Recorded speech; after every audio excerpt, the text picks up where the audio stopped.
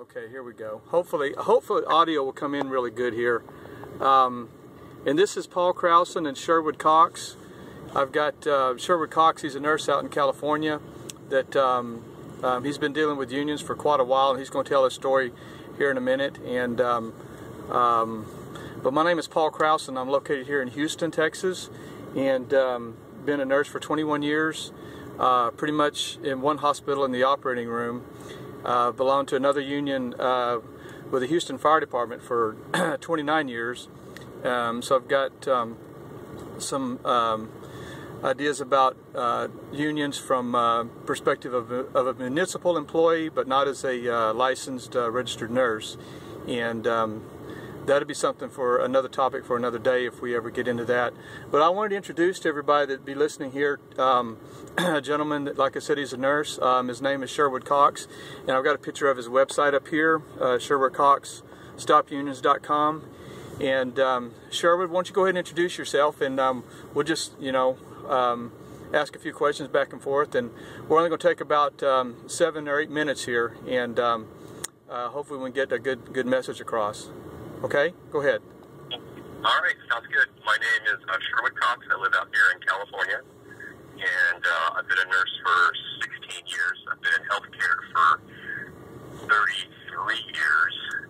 Was a clinical lab assistant prior to becoming a nurse, and I got involved with the whole union issue when the California Nurses Association and the SEIU attempted to unionize my hospital, and I wanted to gather information about what they were about and what my options were, and I found out that getting that kind of education was very, very difficult, and the unions did everything they could to limit your access to what you could learn, and they only wanted you to hear their side of the story.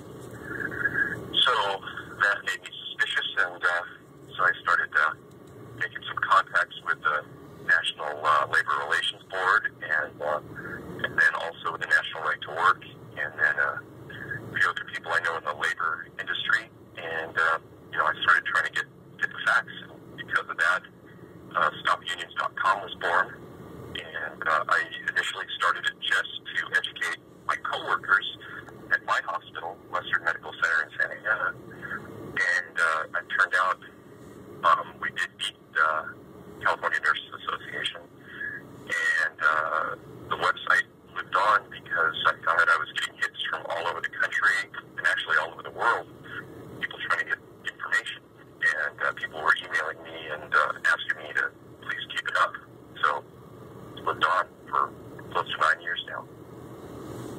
Okay. Do you want to give out any other kind of contact here? An email or a phone, or is that stopunions.com good? Or? Stop Unions, yes, stopunions.com. It has a contact link on it, but it's stopunions@me.com. There's also a clickable link on the website, to contact me.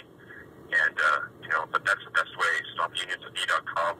Shoot me an email with your issues, and I'll see if I can either answer your question or lend us some support or refer you in the right direction.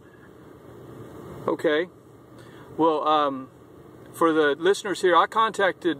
Actually, we've had the union attempt to come into our hospital, Houston Northwest Medical Center, several times over the last 5 years, and we're a tenant facility, which is all over the United States, and